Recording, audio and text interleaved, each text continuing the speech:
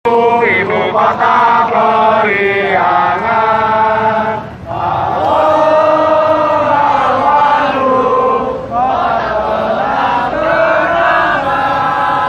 sudah lama beta tidak berjumpa dengannya. Sekarang telah menjadi lautan asing, berebut kembali.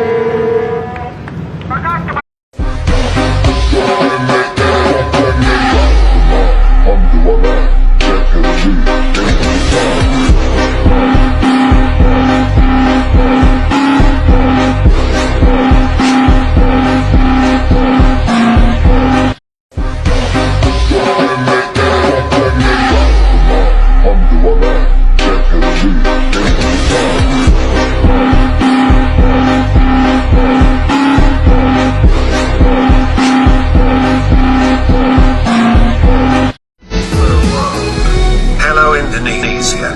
We are Indonesia Era System. Harus diikuti oleh yang namanya petugas partainya. Makanya saya bilang Pak Jokowi, ingat, sampean tak jadikan calon presiden, tapi jangan lupa, jangan ingat capresnya aja, tapi Anda adalah petugas partai yang harus menjalankan apa yang ditugaskan oleh Partai Demokrasi Indonesia Perjuangan. Hari ini telah terjadi Front Persatuan Rakyat di mana elemen mahasiswa, pelajar, buruh, petani, dan seluruh elemen organ-organ kerakyatan lainnya sudah menyatukan. Ini awal dari kemarahan rakyat. Ini awal dari kebangkitan rakyat. Maka dari itu, kalian-kalian yang masih di luar sana, kalian-kalian yang masih ragu-ragu dalam melawan, saatnya lah kita menyatukan kekuatan rakyat. Dan 22 September kita akan tunjukkan bahwa rakyat telah solid, rakyat telah menyatu, dan kita akan membawa rakyat dari mulai Gedung Sate, kita akan lompat hingga Jakarta. Tunjukkan jika Jokowi tidak turunkan harga BBM, maka Jokowi harus mundur. Jika Jokowi tidak mundur, maka rakyat akan paksa mundur. Bagi kami, turunkan harga BBM, cabut undang-undang haram jada Omnibus Law, PT harus 0%, dan turunkan harga-harga kebutuhan pokok. Permintaan kami sederhana, permintaan kami nggak muluk-muluk, dan kami mau Jokowi harus mematuhi keinginan rakyat, bukan keinginan para oligarki. Dan kami akan terus berjuang, dan ketika suara-suara kami disumbat di parlemen, maka kami tunjukkan parlemen jalanan. Dan ketika parlemen jalanan telah kami tunjukkan, maka bersiaplah kalian akan hadirnya pengadilan rakyat, pengadilan jalanan. Itu kita tunjukkan. Salam dari kami, People Power.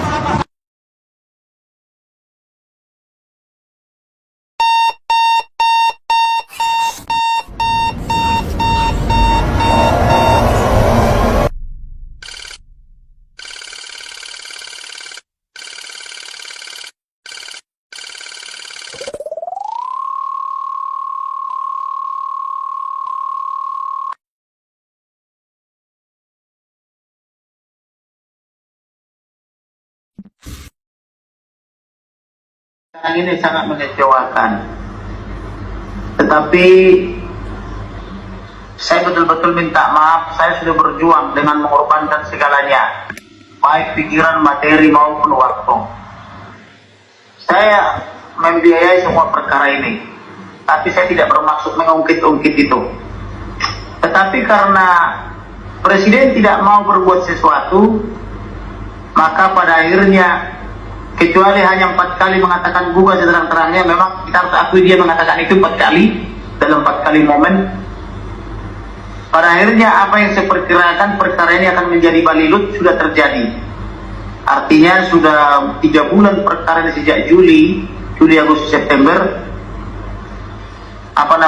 perkara tidak terang-terang. Padahal saya katakan dulu, kalau saya yang menjadi penyidik setengah hari saya garansi selesai. Tidak sampai seminggu sudah P21 tahap 2. Itu dengan kecerdasan saya. Tetapi karena Presiden membiarkan Polri terjebak dalam lumpur itu, akhirnya mereka sampai dengan hari ini mereka tetap tidak bisa keluar. Sehingga harusnya sudah banyak tersangka, minimal 35-30 tersangka. Yang tersangka sampai hari ini baru 5 ditambah dengan 7. Yang 7 itu pun juga salah satu dari 5 itu, yaitu tersangka obstruction of justice. Oleh karena itu, saya atas nama penasihat hukum atau tim penasihat hukum atau sebagai tim penasihat hukum menyampaikan permohonan maaf kepada seluruh warga negara Indonesia karena tidak bisa memenuhi harapan masyarakat. Kemudian saya juga memohon maaf sama keluarga karena Pak Samuel sebagai orang tua daripada almarhum sudah menyatakan sudah selesai lah, toh anak saya nggak bisa kembali. Kemarin ketika saya ke Jambi, beliau berpesan sudah cukup lah. Kami udah capek Pak. Kami mendengar aja capek. Demikian juga masyarakat bilang kami hanya mengikuti saja capek, apalagi Bapak yang melakukan katanya. Saya sebagai yang melakukan, walaupun saya sampai sakit-sakitan, sampai batuk-batuk, melayani 3.000 sampai 4.000 WhatsApp per hari, melayani berbagai televisi bisa 3 sampai 5 kali sehari, saya sebenarnya nggak merasa capek. Tetapi karena di kepolisian tidak bergerak atau sangat lamban, maka Pak Samuel di hari Sabtu yang kemarin mengatakan sudah cukup lah. Oh, anak saya tidak bisa kembali hidup lagi katanya, dan sebagainya. Walaupun di kalangan perempuan-perempuan pemberani, yaitu istrinya itu Rosti maupun adik-adiknya semua, termasuk anaknya, semua masih bersemangat mau menuntaskan. Tetapi kami mau mengatakan tidak mungkin kami bisa bertepuk sebelah tangan. Tentu harus saling bahu-membahu. Oleh karena itu, ini mungkin sudah takdir kita karena hidup di negara Indonesia, negara yang sangat munafik, yang rajin beragama tapi tak bertuhan. Jadi saya hanya mengatakan kita harus selamatkan Indonesia ini melalui suatu tindakan yang tepat, yaitu pada 2024 pilih pemimpin yang baik dan benar, yang bertanggung jawab, supaya Indonesia ini bisa kita benahi bersama. Kemudian sebenarnya kalau saya perhatikan, lebih banyak orang baik dan benar di Indonesia ini, tetapi tidak peduli. Terbukti ketika saya ke daerah, baik itu wanita, anak-anak sampai dewasa, baik yang tidak berkerudung sampai yang berkerudung, semua tak ada malu-malu memeluk saya, memeluk dengan mengatakan terima kasih. Artinya mereka rindu negara ini menjadi negara yang baik. Tetapi kita kurang kompak memperbaiki negara ini. Oleh karena itu ke depan kita harus kompak, jangan mau diadu domba, jangan mau dikatakan aku Pancasila, kamu khilafah. Semua kita menganut filosofi atau falsafah Pancasila. Jadi kalau dikatakan kamu teroris, aku Pancasila, jangan mau. Kita semua adalah warga negara yang taat Pancasila, berideologi Pancasila. Jangan mau dituduh-tuduh teroris dan khilafah. Saya sudah diundang ke pesantren, diundang ke gereja, diundang kemana-mana. Saya lihat semua orang baik-baik.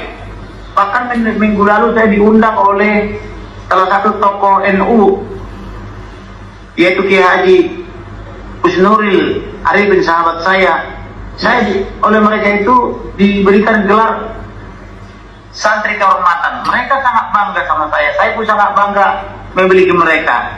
Oleh karena itu kita harus kompak, jangan malu dia domba karena atas nama suku, agama maupun ras, supaya mafia itu kalah. Kita ini sebenarnya jadi domba mafia, dengan mengatakan sebagian Pancasila, sebagian lagi khilafah.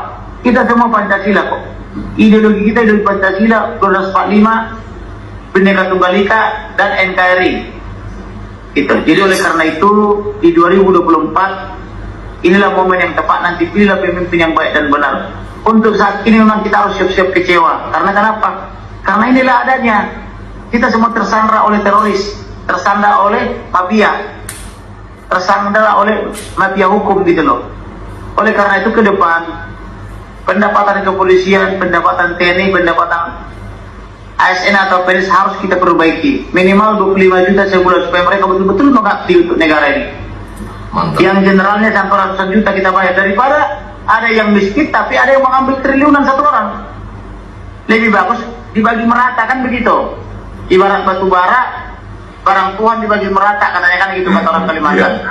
Jadi jangan ada yang kebagian, ada yang tidak kebagian, ada yang mengumpulkan untuk 100 turunan, tapi ada satu keturunan pun tak makan, kan begitu. Lebih bagus kita saling berbagi. Itulah yang bisa saya katakan untuk saat ini. Ya saya mohon maaf, ya kita siap-siap kecewa. Karena sampai dengan sore hari ini, perkaranya hanya muter-muter di situ saja dan Presiden tidak melakukan apa-apa, kecuali mengatakan bukan seterang-terangnya sebanyak 4 kali. Tetapi belum ada action yang nyata dari Presiden untuk menyelesaikan permasalahan yang membelit baik kepolisian maupun kejaksaan ini. Terima kasih, Tuhan memberkati. Ya, terima kasih.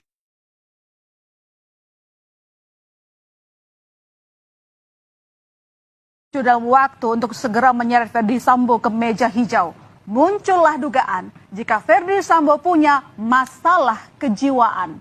Isu ini pun jadi sorotan karena dikhawatirkan jadi celah Verdi Sambo untuk meringankan hukumannya.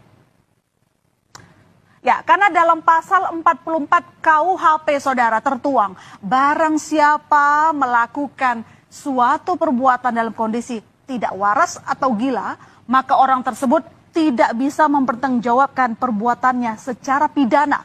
Dan biasanya ya, majelis hakim akan merekomendasi agar orang tersebut menjalani masa percobaan di rumah sakit jiwa selama 1 tahun. Kemudian psikolog forensik Reza Indragiri menilai Verdi Sambo mungkin saja memiliki masalah kejiwaan. Tapi bukanlah gangguan kejiwaan yang membuat Sambo bebas dari hukuman. Dugaan gangguan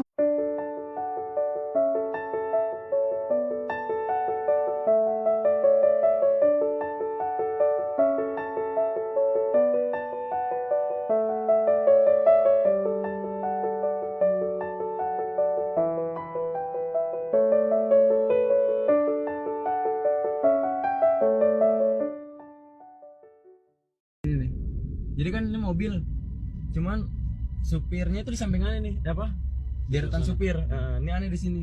Nah, ini tiba-tiba nongol tuh, buset, langsung ngeluarin beceng, bang, beceng bang. Nah, ini langsung nyalip ke samping kanan.